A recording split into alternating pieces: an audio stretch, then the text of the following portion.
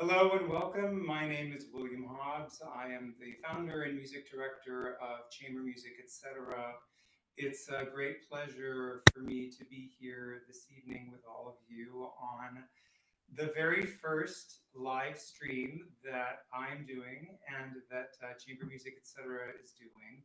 This is in preparation for a concert called the Virtuoso, which I will be giving later on this week. And I will be live streaming that as well. And I'm assuming that we won't have the same technical problems. One funny thing about doing this process, being live on YouTube, and then knowing that everything that I say will be recorded and will be available on the internet for all time, is a bit intimidating.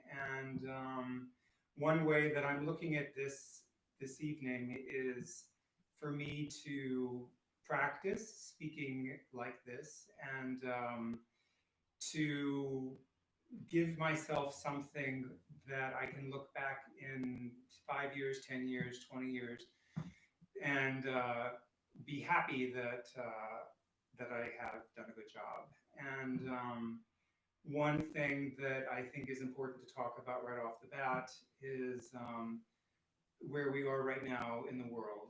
And obviously, we all know that there's been a terrible disease which has taken the lives of 100,000 people in this country alone. And many of those 100,000 people have been vulnerable parts of the population, specifically elderly people and minorities.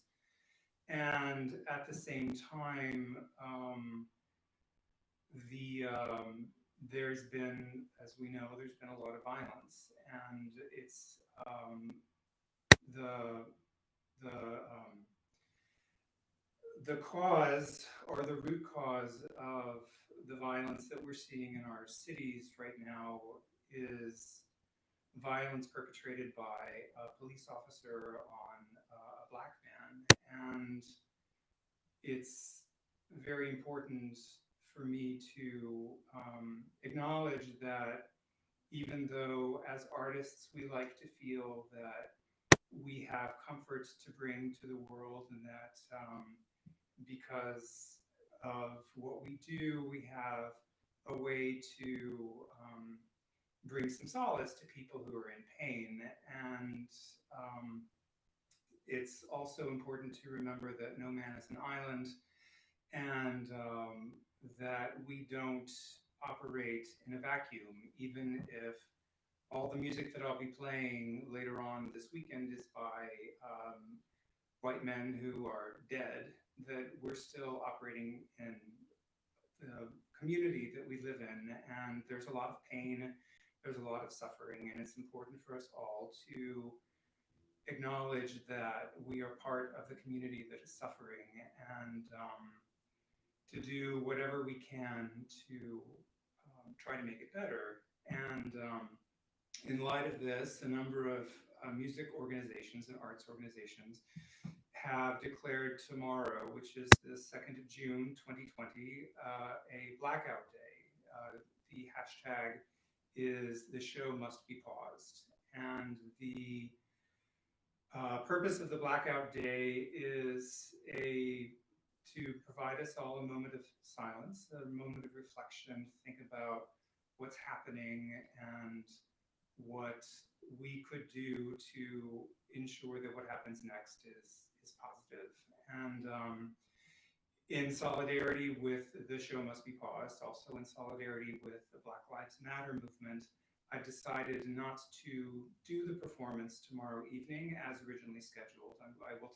I'll participate in the blackout day, and I'll do the performance on Friday at the same time, also live streamed instead. I think it's very important for us to show our support for the Black Lives Matter movement. And I hope that when I watch this video again in 10 years or 5 years or 15 years or whenever it is, that I will be able to say that was a really terrible time, and it was a very difficult period for all of us. But look where we are now. We're in a better place, and it's okay for a person to be able to, go jogging and to ask somebody in the park to leash their dog, or not be interested in having a lengthy conversation with the police in the middle of the night, and for the repercussions to not be dependent on the color of their skin. And I am, like I said, I'm hopeful. I'm confident that we as a society, we as a human species are capable of doing better. And so many of us want to. And I hope that when I see this video next in several years, that I will be able to say that we have done better. I hope that we will be in a society where there is more justice and there is more unification, and I think that's something that we all hope for. I will update the Facebook post, and I will send out an email with a new YouTube link for the concert on Friday. I hope you will be able to join me.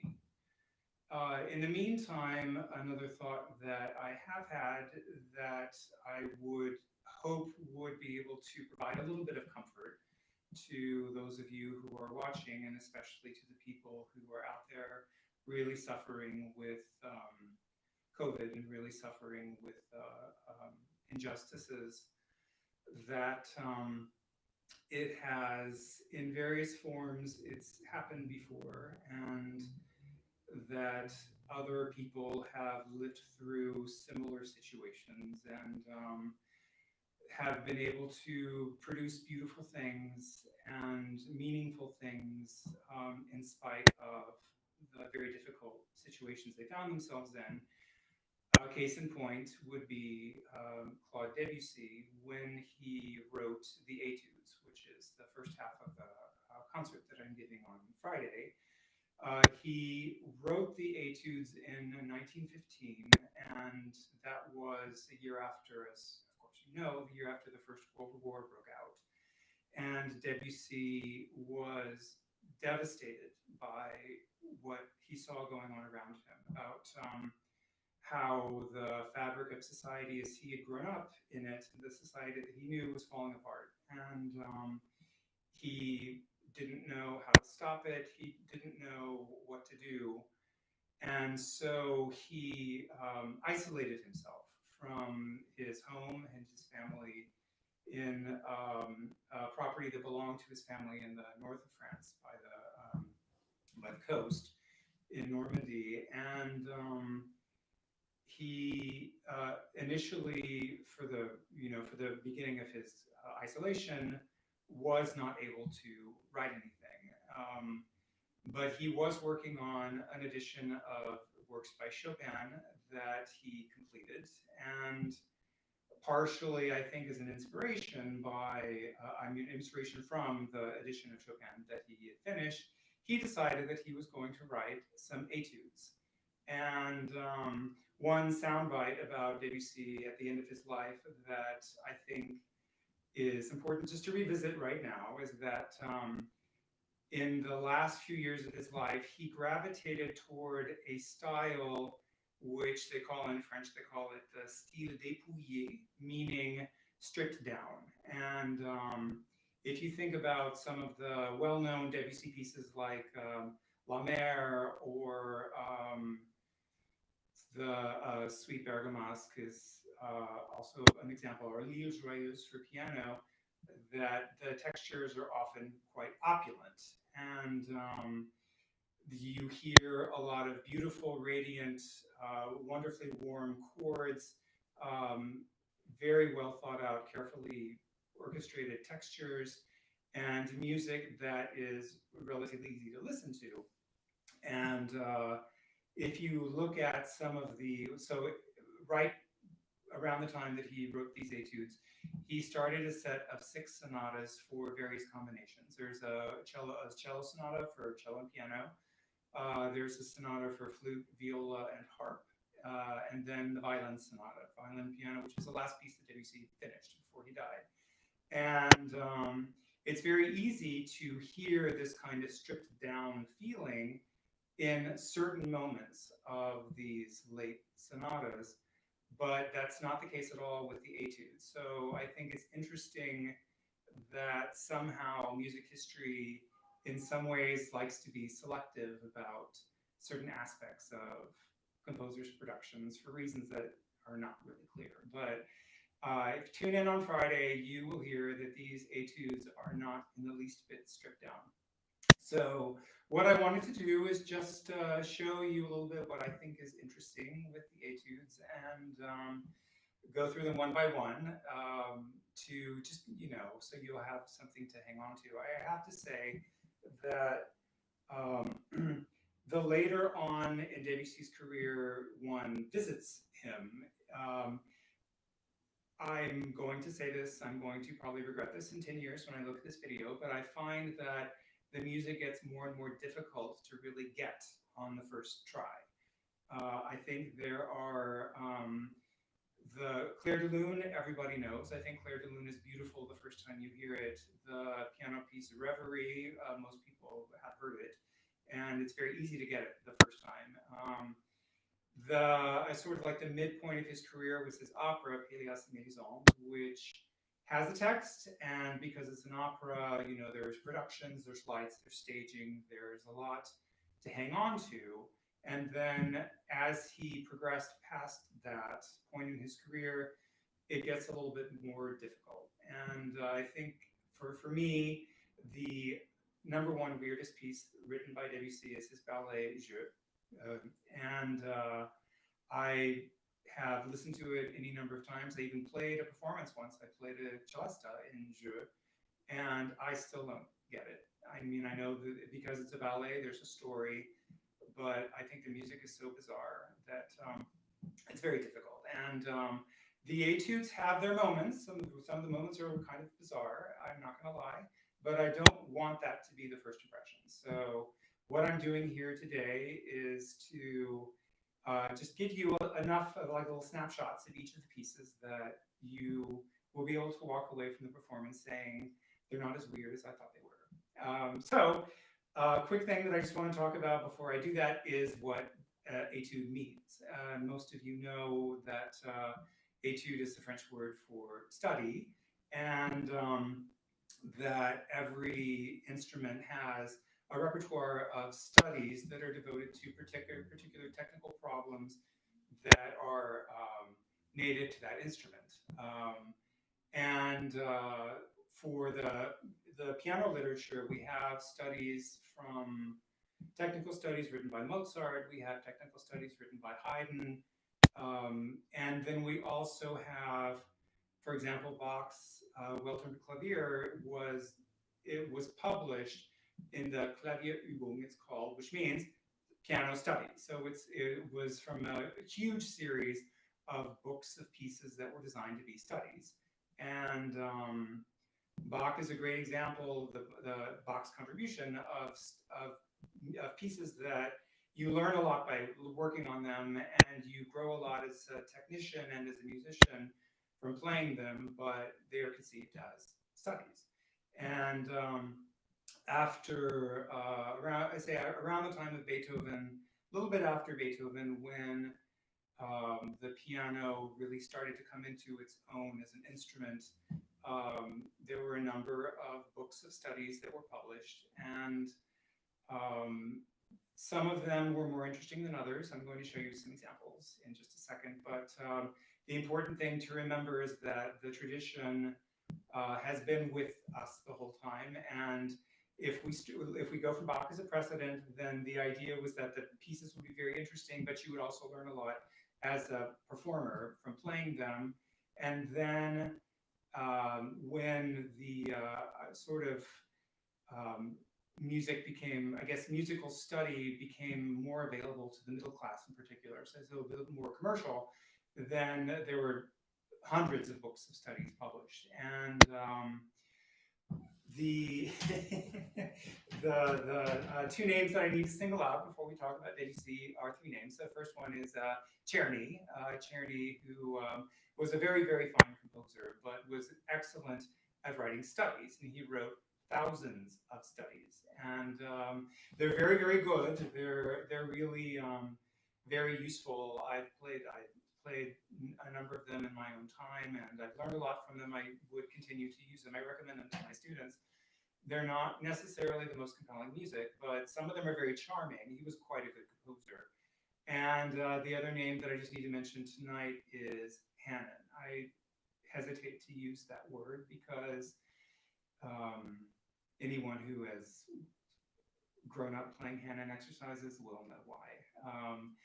I think it's funny that in the preface to the Virtuoso Pianist, which is Hanon's book, that he recommends them particularly, the studies recommends them particularly to young ladies in boarding schools, because I can say from my own experience that they are not suitable for people to practice in their living room for hours on end when there are people listening. Just keep that in mind. And so then after the early part of the 18th century, there were a number of other names. There were Kramer, Moscheles, Clementi wrote studies. And then in 1823, Chopin arrived with his first book of studies and blew everyone out of the water. And Chopin, which I think is kind of amazing at the time, was 23 when he published his first set, and he was 27 when he published his second set. And the sophistication of the piano writing is really remarkable. The particular interest of the books of studies is that not only do they function as excellent technical exercises, which everyone must learn, they also are very interesting pieces, and they work really well on the concert platform. So after Chopin came Liszt, and Liszt wrote a few books of studies, not quite as many as Czerny. And the interesting thing about Liszt's studies is that they become not about particular technical problems per se, they become vast soundscapes for the piano, all of which are difficult. So then under Liszt, the study becomes an opportunity for the composer to write really hard pieces. And that tradition continued through the rest of the 19th century, through Scriabin, through Rachmaninoff, through Godofsky, and then ended up in Debussy's lap around the time of the First World War, which I think is interesting. I think it's interesting that in a time of extreme political instability and personal duress, Debussy turned to a genre that seems very uncharacteristic of him. And also very interesting that he reached backwards to an extent that was not really seen in most of his work up to that time, to all the way back to the French harpsichordists at the end of the 18th century, specifically Couperin, who wrote a book about playing the harpsichord, which has a few very interesting studies, and also to Chopin. So Debussy, I think, is a tribute to Chopin. He wrote his set of 12 etudes. Chopin's sets are both 12 etudes. And each of Debussy's etudes concerns a particular technical problem, which is the same for Chopin's etudes. And what I think Debussy took from Liszt or from Rachmaninoff or from other composers like that, who wrote etudes before him, is that the pieces function perfectly well as soundscapes, but they're built around a technical problem the way that Chopin's are. So it's not necessarily noticeable what the purpose of the etude would be for us, a student. It's also, in some cases, I think the real challenge, what the real part of the study is for many of the etudes that Debussy wrote, is getting them across to the audience. And why I say that is that some of them are easier to get into, like I said before, than others of them. In some cases, the juncture of what's happening from one moment to the next it's really not clear how the transitions happen, and it's not really clear where he's going. So in a lot of the situation, a lot of the time, you feel like you can't predict what's happening next. And when I talk about Rachmaninoff in a few minutes, I will go on about form a little bit, but form is very important to me. And I think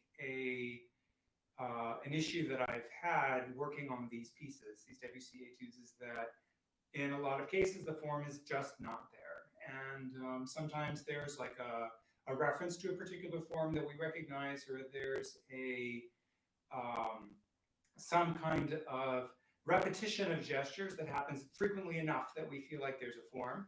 And in other cases, it's just not there. And I have come to the conclusion that what Debussy is doing in these situations is really forcing us to listen in the moment and not have any kind of attachment to what might have just happened or what is about to happen, and really just focusing on what the here and now is, which is a very interesting, for me, is a very Eastern concept. And it's around that time that some of the the Eastern philosophy from China and Japan started to filter into Western Europe, and I think that we have a better understanding of it now. But certain fundamental concepts that really resounded with Debussy, and that was one of them. And so, for Debussy, the form of a piece was significantly less important than the beauty of each moment as it passed, and that is really a staple. It's a real feature of these etudes. And it's interesting that that became the norm during the 50s and 60s. It was no longer cool for there to be a discernible form. And it was really moment to moment composition, moment to moment listening. And is a bit of an oversimplification, but I'm just going to say that the major composer of the 20th century who started that trend was Debussy. That's what I have to say in general. Let's just go over them in detail. Let me move this. The first one is called Five Fingers After Mr. Czerny. And it starts out like this. And any pianist in the world who has grown up studying Czerny will recognize that. So the very first etude from the School of Velocity sounds like this. Okay,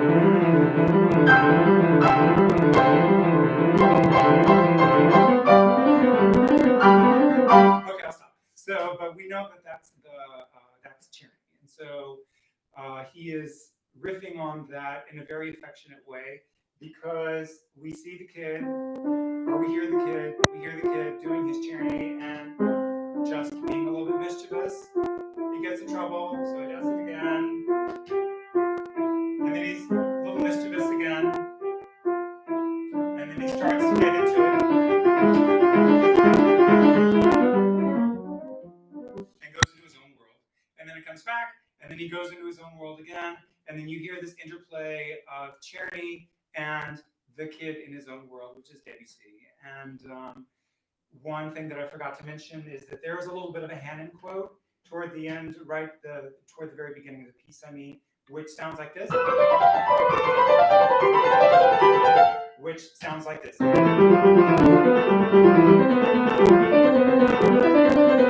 just had a flashback for every time I played that gesture.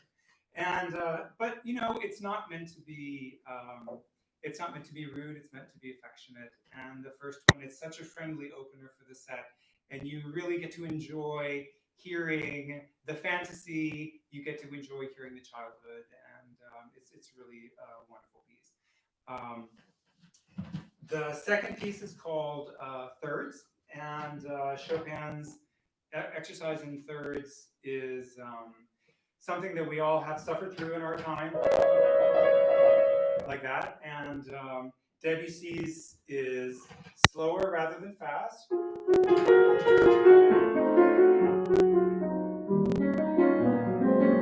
so on. And it's Chopin's is so difficult. We learn so much from it, but it's really one color from beginning to end. And Debussy's visits so many places in about the same amount of time. It's fascinating.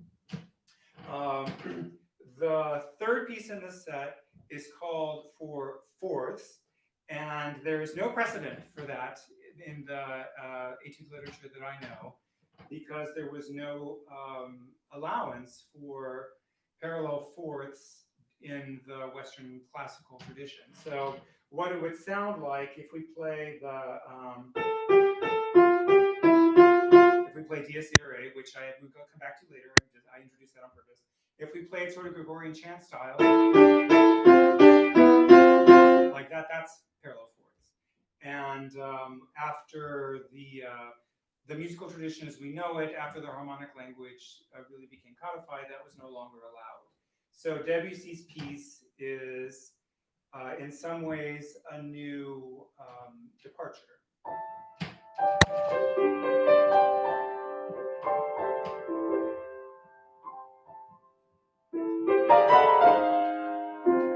And so on. And one thing that I read when I was researching this to make this presentation was that this piece manages to avoid chinoiserie, they called it, because the Chinese influence was huge in French culture at this time, and it's very easy to think about using those particular intervals in a way that sounds stereotypically Asian, and Debussy doesn't do it. It's fascinating what he's managed to accomplish. So after the etudes in thirds, the etudes in fourths, there's an etudes in sixths, and Chopin's etudes in sixths, again, we've all suffered through this in our time. This is not going to be very good, but it goes like this. Like that. And what is so difficult about sixth is because the interval is rather wide, it's very difficult for it not to be awkward. And Chopin's etude in sixth is incredibly awkward. Debussy starts in the very same part of the keyboard as Chopin's, and then he just goes in a completely different direction. But that's not the direction he goes in. It actually goes like this.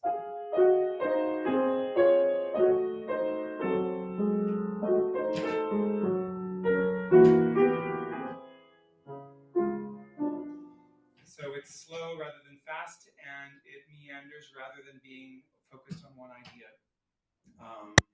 It's, I think of the first four, it's the most challenging to listen to, and I think it's intentional that after the most challenging one comes one of the most user-friendly ones, which is number 5, the etude in octaves. After the thirds, the fourths, the sixths, there's the octaves, and Chopin's etudes in octaves, you will remember, goes like this, like that. So it's just sneaking from one key to the other, like that. And Debussy's etude in octaves is instead all about jumping. So it's like that.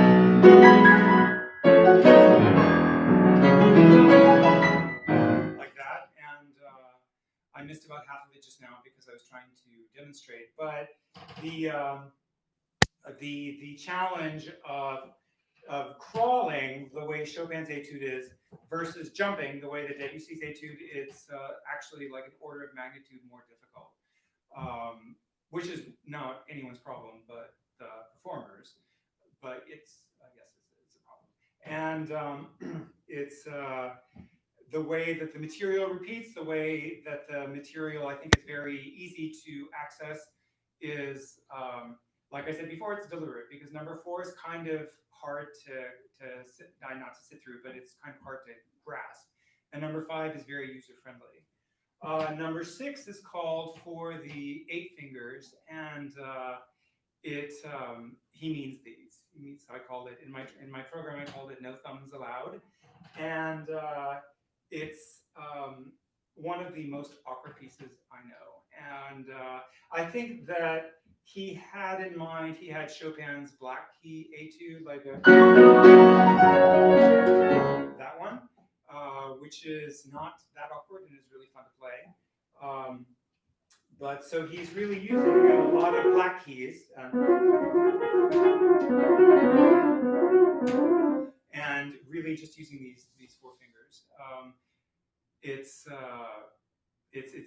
really fun to listen to. It's kind of amazing what it sounds like, but it's hard.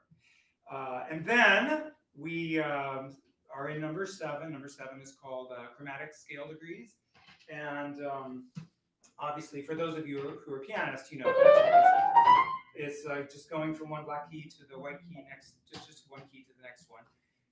And why they're difficult is because, as any pianist will tell you, the white keys are at one level, the black keys are at another level, and depending on how you negotiate or how you write the passage work, sometimes your hand is squunched up in these tiny patterns, and sometimes, like your thumb is on a black key while your other fingers are on white keys. Sometimes it's reversed. Sometimes the distances change, and it's also extremely awkward.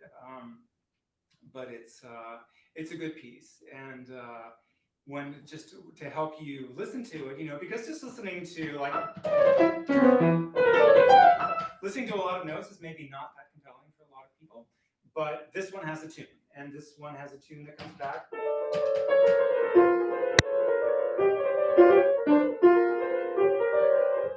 And so that one just comes back at regular intervals, and at least it gives you something to reference as we're going through thousands of notes.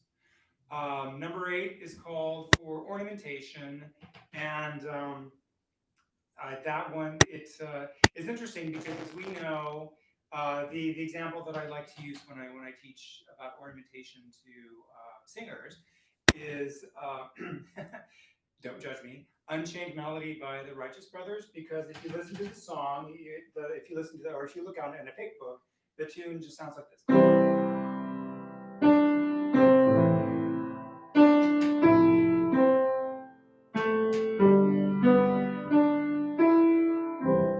But then if you listen to what the guy does in the performance, everything that he does to decorate that tune is an ornament. And most of them have names. And for people who've grown up with the song and have like a strong emotional tie to the song, it's really because of the ornaments that the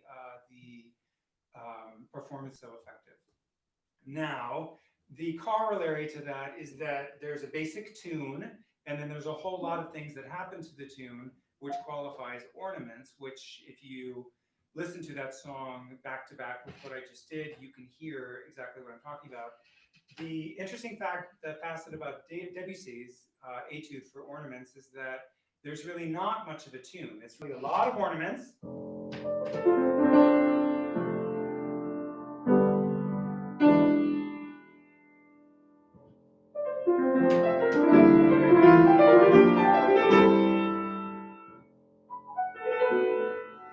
So it's really more texture than it is a tune being embellished. It visits a lot of places, that particular one, and just as I feel, in my personal opinion, that number 4 was the most challenging of the first 4, I think number 8 is the most challenging for the listener of the second 4. And part of that is because there's so much on the surface, and there's not really that much melody. There are ideas that happen once, there are ideas that happen twice, there are ideas that happen frequently, and some never come back. And yes.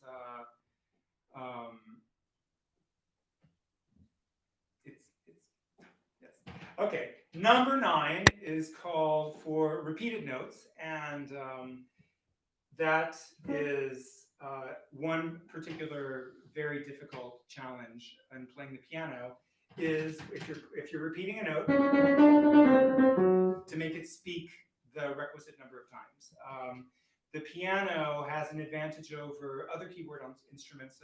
I'm thinking particularly of the harpsichord or the organ. The piano has the advantage. It's called the escapement, double escapement, and it allows the hammer to strike the string, but then not come all the way back down, only halfway. So it doesn't require as much energy to get the key strike to happen again really quickly. There's a very limited amount of repertoire for the harpsichord involving fast repeated notes. Most of them, the famous pieces, are by Scarlatti, who wrote them for a particular person who either really enjoyed working on repeated notes or was really good at them. So Debussy's Etude doesn't have a lot of precedences, and It is to compound the challenge of getting all those notes to speak for the entire 3-minute, 4-minute piece. He adds the challenge of having most of it be quiet, which means that trying to get all of the notes to speak in a very exposed texture so the listener can hear if the note doesn't repeat, but quiet is is a big challenge. Yes, I was going to say torturous, but I probably shouldn't have said that. Um, the, uh, the the piece is very shadowy. It doesn't have a lot in the way of melody, but it does have very small gestures that you hear over and over again in a bunch of different incarnations.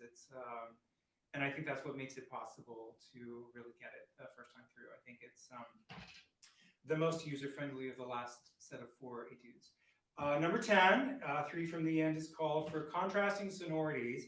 And what he means is what pianists and piano teachers, we talk about color all the time.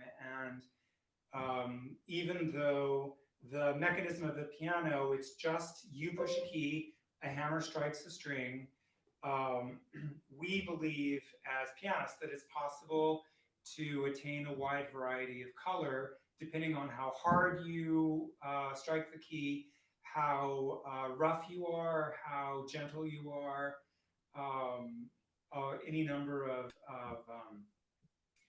slight modifications to the way we approach the keyboard in order to get different sounds. And that what this particular etude number 10 exploits that and nothing else. It's a lot of texture and it's a lot of opposing tone colors, just like in the beginning. He's got this, and then he has this, which requires a different touch based on what he wrote. And then he has this, which is supposed to be short with the pedal. Again, a different touch. And then touch number 2 comes back, touch number 1 comes back, touch number 2 comes back, and then touch number 2 morphs into the next section. And so on. I think that number 10 is best listened to on the floor under the piano. Most of us will never have that luxury. But it is remarkable that even though the mechanism doesn't change based on what we're doing, it is possible to achieve a wide variety of color, and number 10 exploits that. The last one, the second to last one, and number 11 is called it's called composed arpeggios, and what he means is arpeggios that cover more than one octave. So, for example, here's an arpeggio that covers one octave. That would be an arpeggio that covers more than one octave. That would be a composed arpeggio. And so what that means is that most of the structures in number 11 are very wide physically on the keyboard. I think the clear precedent for number 11 is Chopin's Opus 25, number 1. Sounds like this. Sounds like this.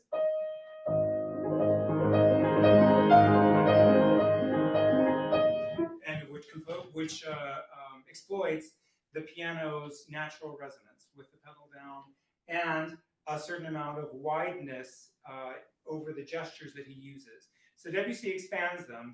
Chopin's tends to be more restricted because he's after a particular sound effect and there's melody, and Debussy's version is really all about texture. So like, there's a little bit of a melody,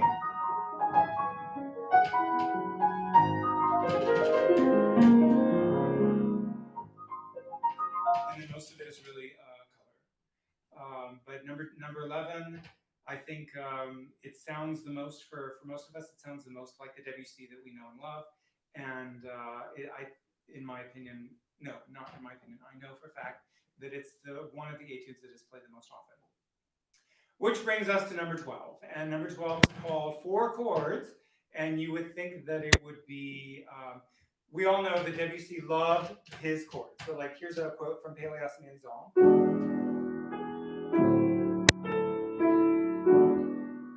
That he loved that sonority and that he loved to use chords.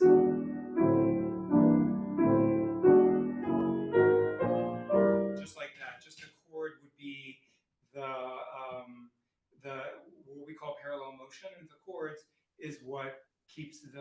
music going. For him, that's the essence of the music.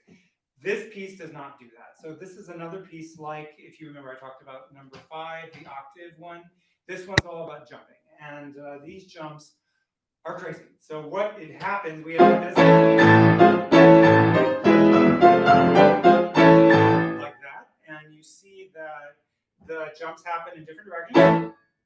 Sorry, I had to look. And that they're not the same distance. So like the left hand has to go this far, right hand only has to go this far, and then the chords keep changing. So we have to keep looking for the next jump. And there is, I think, the precedent for number 12 is really the end of the second movement of the Schumann Fantasy, which I played back in December, and I'm not going to. It really needs a little bit more practice than I'm not going to show you how it goes. But it's the same principle. It's these jumps that happen really fast in different directions, but not the same distance. So like sometimes the left hand goes further than the right hand, sometimes the right hand goes further than the left hand. And because it's immediately obvious when you miss one, it's incredibly stressful to play. And so Debussy's Etude number 12 is exactly the same. Again, not anyone's problem but the performers, but I just feel like throwing it out there because it's very present in my mind how hard number 12 is. And number 12 has a middle section which is very slow and exploits the idea of chords in a way that sounds a little bit more like the Debussy that we're used to. That's a sonority we've heard before. That's the wrong one, sorry. And now I'm having memory slip because I'm live. That's the sonority. And that's the Debussy sonorities that we recognize from earlier in his career.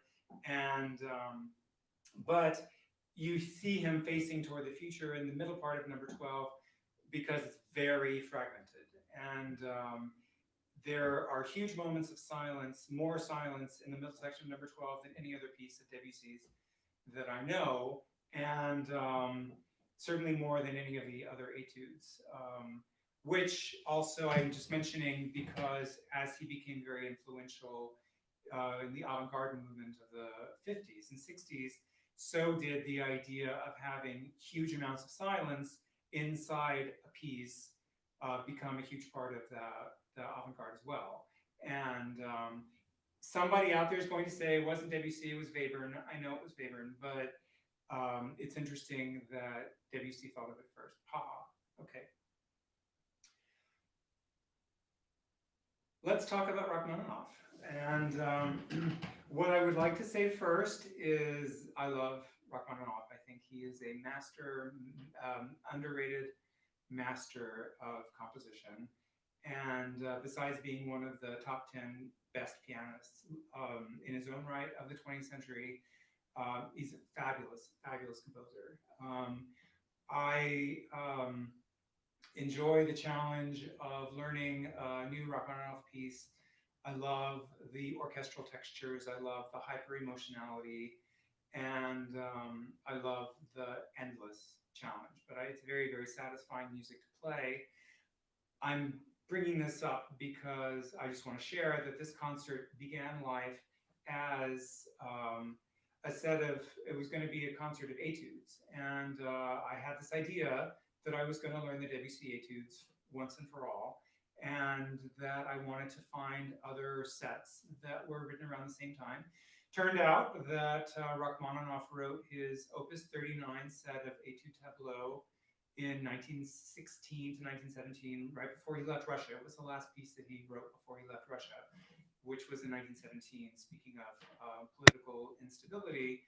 And also, Bartók wrote his 3 etudes around that same time, too, around 1918. And also, Bartók was in Hungary. He was about to leave for good, and Hungary was a mess during the war. Russia was a mess. France was a mess. And I thought it was very interesting, that these 3 composers turned to the genre of the etude, which seems so kind of arbitrary in a way, to put their musical feelings in during a period And I think it's also interesting that those three sets were written around the same time, and you can really hear the sensibilities of the three composers. You can hear their own evolving relationship to modernism in each of the three sets. The Rachmaninoff are on the direction of being more modern than many of his early pieces, which are more famous, and Bartok are crazy. Really, really, some of his craziest music. And I thought it was a great idea. And as I was working on the program, I just started to feel more and more like maybe for a few people, it's very compelling to watch somebody play 24 really hard pieces in a row. But for most people, it's not as interesting as it maybe is for pianists. So I started to think, what am I missing in this concert? And what I realized that I was missing was tunes, really memorable tunes. So I switched out the Rachmaninoff Etude Tableau for the Rachmaninoff First Sonata, which I started working on in undergrad a couple of years ago, and never quite got around to completing for various reasons. One of them being that it's really hard, and another one being that it's really long, and the third one being something that I'm going to share in a little bit. It's really specific to the last movement. And I found that coming back to it after all these years, it's even better than I remember it, and even more of a masterpiece than I realized when I was younger. And I am aware, as many of you are also, that Rachmaninoff wrote two piano sonatas, this one and you guessed it, Sonata number 2. And Sonata number 2 is the one that gets played the most. It gets, I mean, they're both real undertakings for the performers, so they don't get played as much as your average Beethoven sonata. But of the two, number 2 gets by far the most airtime. And I've always thought maybe it's because there's something wrong with Sonata number 1, that maybe it's not as interesting, or it's not as good, or there's just some reason why people don't like it. And when I picked it up again, I thought the reason why people don't like it is because it's so difficult. And then I started looking at Sonata number 2, getting ready for this performance. And Sonata number 2, it's a little bit easier, but it's not easy. It's not that much easier. It's a little bit shorter. It's quite a bit shorter, actually, but it's not that much shorter. And it doesn't, in my opinion, doesn't have the same degree of real memorable tunes that the first sonata has. So I'm thinking that the answer must lie elsewhere, why it's not as popular. And just go with me here. I think that what I've come to the conclusion is that the reason why Sonata number 2 is so stereotypically Russian, it's just this huge emotional outpouring from beginning to end. It starts loud, it has this huge ending, there's these really tender moments of intense emotional lyricism. It's got a little bit of everything. But Sonata number 1, I think, is more classical with a capital C in its composition. And I think it's for people who are looking for Russian music with a capital R, that can actually be a little bit of a turnoff, weirdly. And I'll tell you exactly what I mean. The first movement, there are 3 movements in the first Rachmaninoff piano sonata. It's in D minor, as we all know. And important precedent for a piece called a sonata in sonata form that's in D minor is, of course, Beethoven's Ninth Symphony. If you just ask Bruckner, nobody can escape Beethoven's Ninth Symphony. Ask Mahler, no one can escape Beethoven's Ninth Symphony. And Rachmaninoff's sonata, the very first theme of the first movement is this.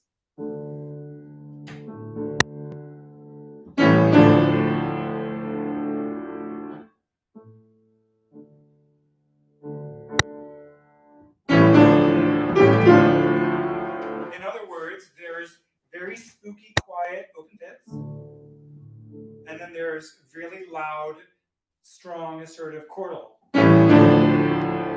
textures, and that is for me, I think it's a deliberate reference to the opening of Beethoven's Ninth Symphony, which I happen to have right here, which starts like this, as we all remember, of course.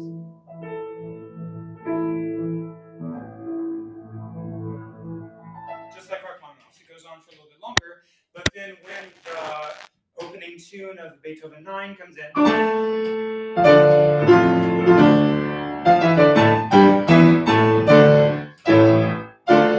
and so on, we hear it's exactly the same sort of juxtaposition of gestures that Rachmaninoff uses. And I don't think that Rachmaninoff intended to send the message, I'm writing the new Beethoven Ninth Symphony. I think it was really like Debussy, just, making an affectionate reference to Czerny in his first etude. I think he's just saying, I am going to present a piece that is a little bit more stereotypically Germanic than one might expect from a Russian composer. And another way that that manifests itself, just take a listen to this again. So we have a perfect fifth, and then a melody, which is just this, a second, one key to the next. And then the second theme of the first movement sounds like this.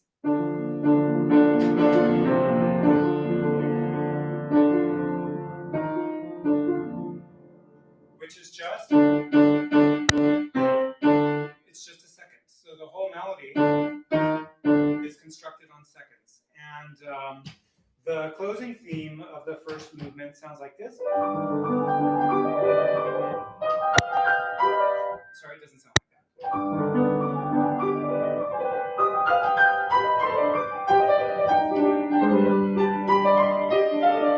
So what we're hearing is, we're hearing seconds, and then a fifth. So basically, all the melodic material in the whole first movement is either based on a fifth or a second. And it's kind of amazing. That's a process that I associate a lot with Schumann. If you think about the Kreisleriana, for example, that all of the melodic material in the Kreisleriana, it's based on particular intervals. It's like a second or third or fourth, and mostly seconds and thirds. And it's fascinating to think about a composer constructing an entire piece on such a limited palette, but for me, that's something that Bach would do, Haydn would do, Beethoven would do, Brahms would do. That says I really associate that with German composers, and I think Rachmaninoff was just aligning himself with that particular part of the tradition with this sonata. And that, coupled with the fact that it's very long and it's very difficult, I think it makes it perhaps less appealing than number two for certain personalities. Okay, that's all I'm going to say. We're not going to bash Rachmaninoff First Piano Sonata because it's really, really wonderful. And the first movement, I just presented all the material. It just goes on from there. The form is relatively, it's very classical. It's a very classical sonata form. There's the first theme, very clear contrasting second theme, a closing theme announcing that it's time for the adventure of the development to begin. The development section exploits a little bit of the first theme, a little bit of the closing theme. We have over that repeated in many guises during the first part of the development section. And then at the climax of the development section, the second theme comes back. And I'm just going to save that for Friday, just give you something to listen for. And then, especially amazing, which I do want you to listen for on Friday when I play it, is the second theme comes back in the climax of the development section, for me, the climax of the whole movement, and then it gradually morphs in a really remarkable way into the first theme. It's actually extraordinary the way that he handled it. There's so much control over the transition back into the recapitulation. It's excellent, really very stunning. The other thing that we just need to watch out for is at the end of the first movement, there's another big climax, and When that big climax happens, he presents this theme, which again you can just see is a fifth, a second, and another fifth. The same intervals that we've been using the whole time. It happens to be the main theme for the second movement. And when it comes back after all of the noise that the first movement has abated, the second movement comes and the theme sounds like this.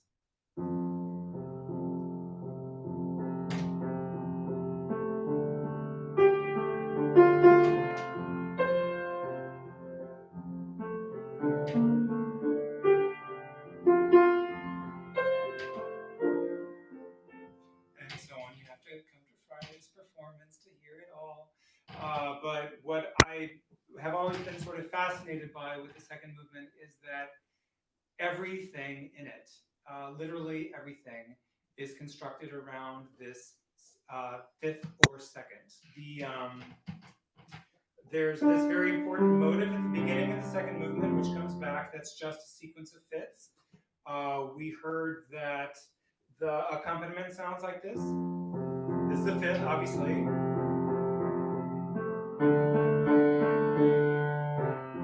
And there's another fifth on top, which was related to the original fifth by a second. So,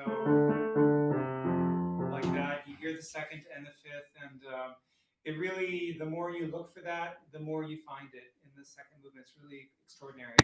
Especially because you would think, and I have to say, many years ago, when I looked at the sonata the first time, I did think that it was so constructed to a point that there was no actual tune. I mean, that's not exactly the right word to use, but there was no. For me, it was hard to find a through line. It was really hard to feel. Was what I really mean. It was hard to feel the soul of the movement because it was hard not to see, oh, there's another second. You know, there's that motive again. There's that fifth again. And it's a real challenge, you know, to be aware of the details and not lose the heart that needs to be there. Reminds me a lot as I'm practicing and thinking about so many strange things when I'm practicing.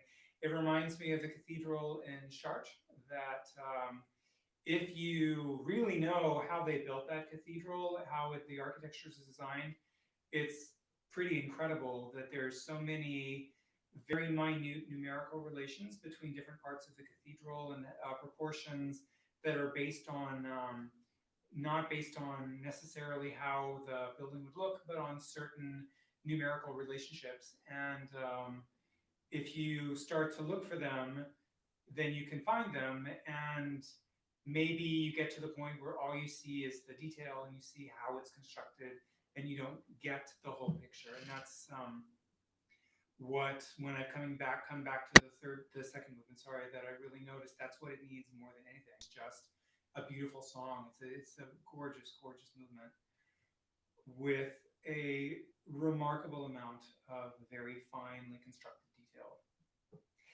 And then there's the third movement. So the thing that I wanted to not say before that I'm going to say now, one challenge that I had learning this piece all those years ago, the first time, was I didn't think the third movement was that strong.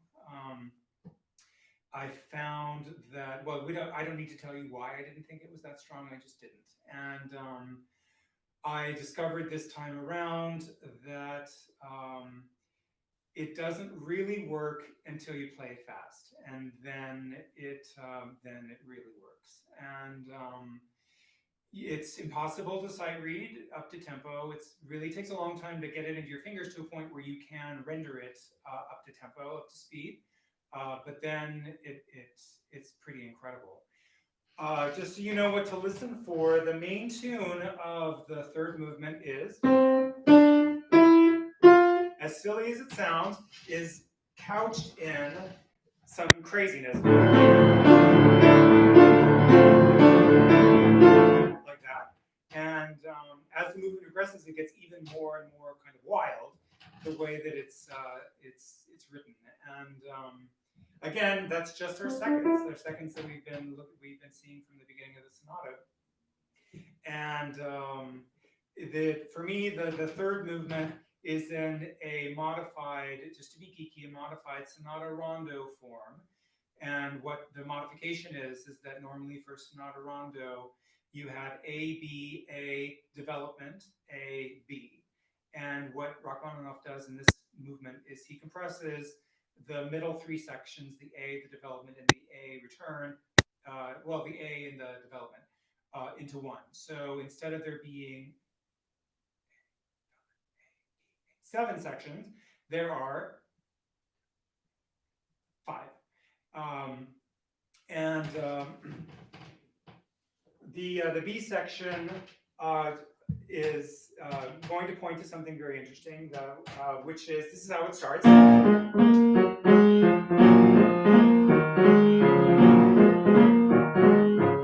so on. So this is real like march feel. And again, it's just a second. And another second. And another second. It's just the same interval. Again, we've been seeing it the whole time. It's just that when the first theme of this movement goes up, the second one goes down. Like that. And so that's very interesting to me. I don't know if anyone will agree, but I think it's cool. And the second movement also, I mean, the second theme, the second section of this rondo has a little marchy section that comes in. Let me just find my bearings. Like kind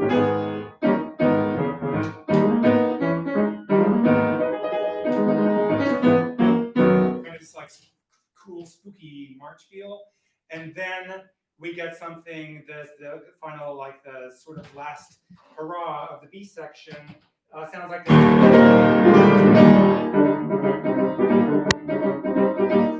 Like that, which sounds like sounds like a lot to me like the last movement of the Second Symphony, which, by the way, was Opus 27. This piano sonata is Opus 28. No wonder there's resemblance.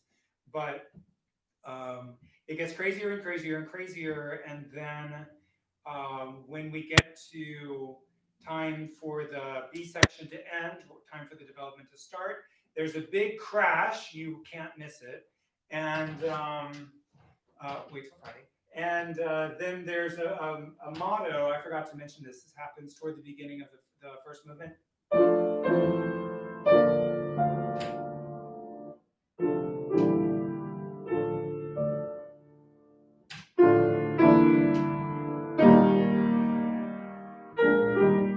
This is the motto that happens. It returns several times over the course of the first movement, also in the third movement, just as a way to give us all a break before the next craziness happens. There's an interesting passage that occurs 3 times in the middle section, 2 times in the middle section, 1 time in the final section. Kind of sounds like this.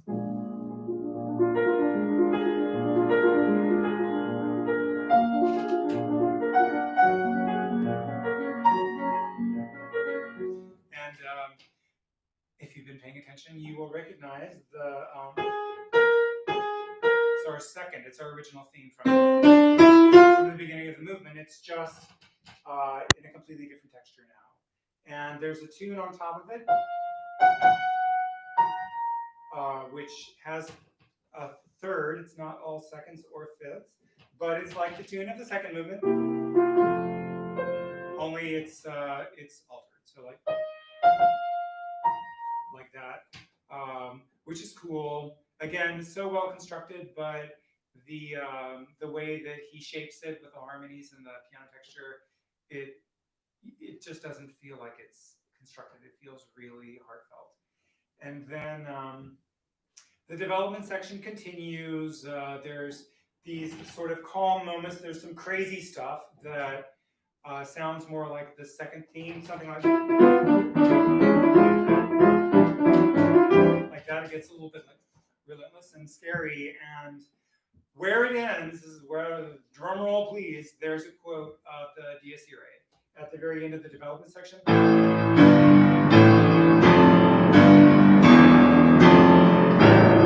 that. And then we realized that most of the material has been fragments of this tune that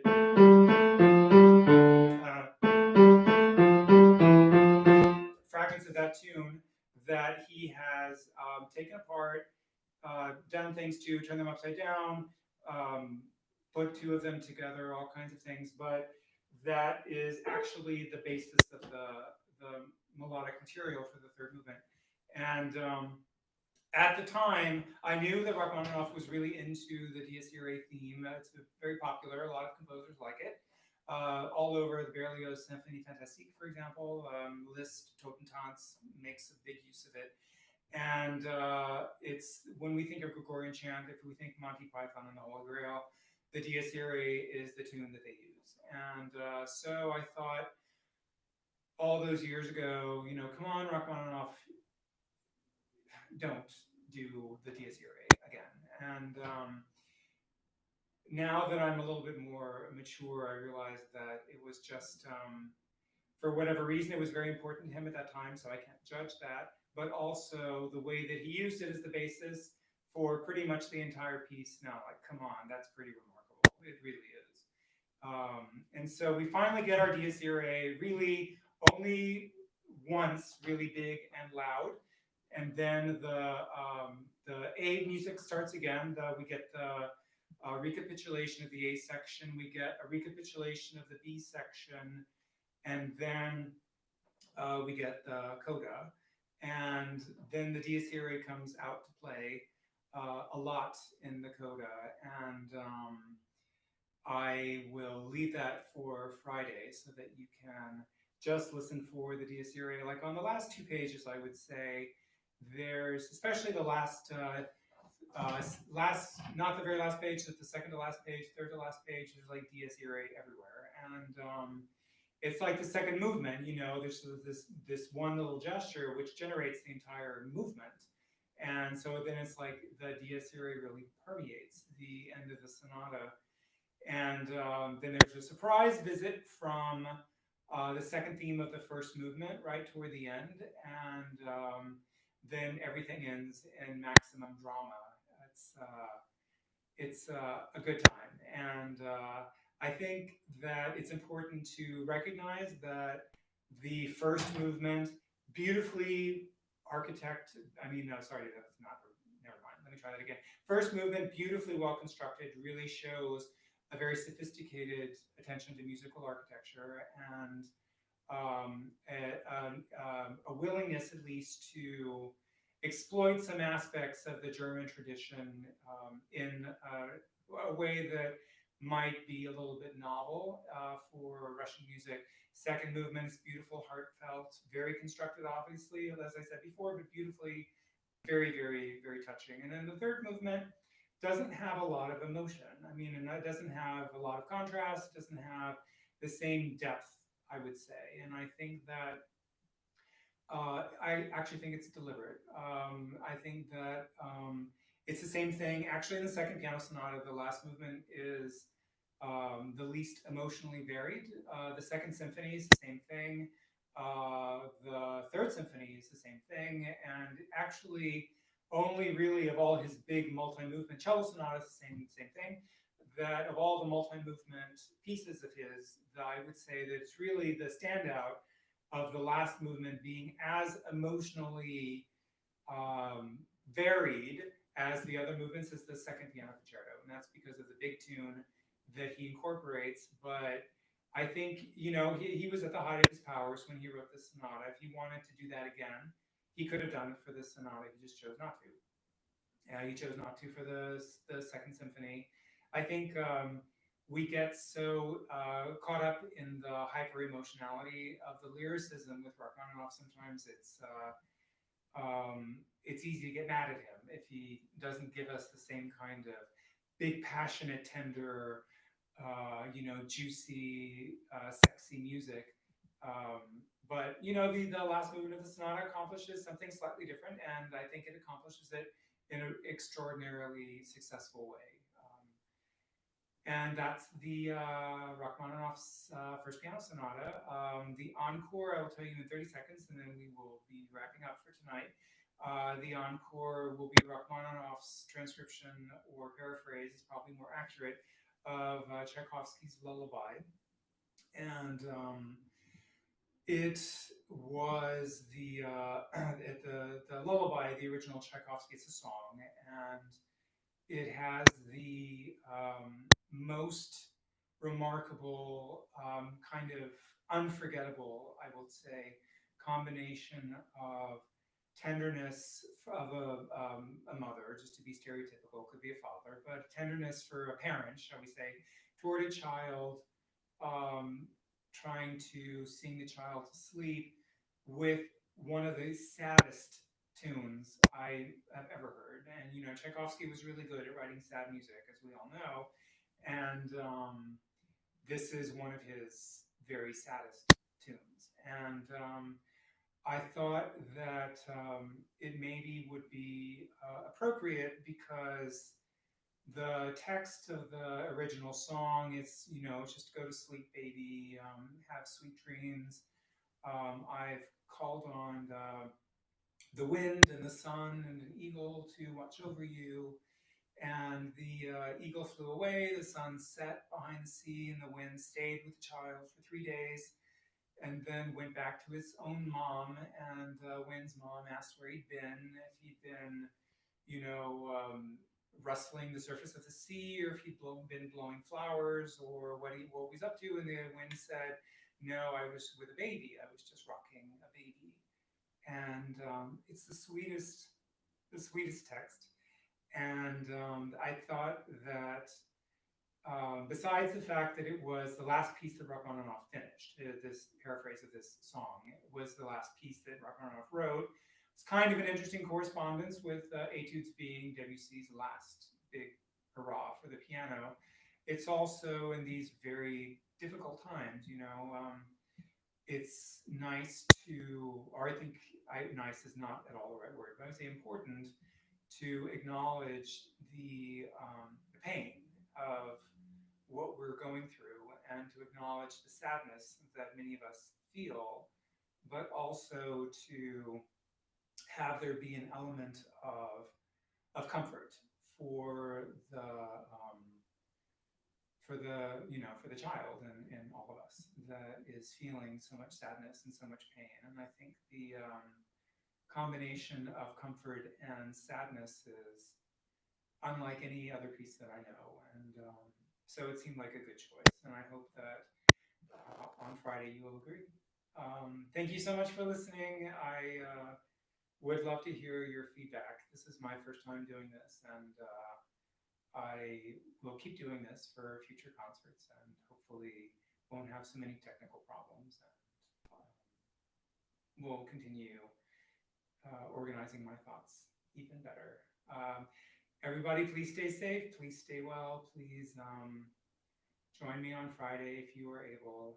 And we'll look forward to being in a better place in a few months or a year or sometime soon.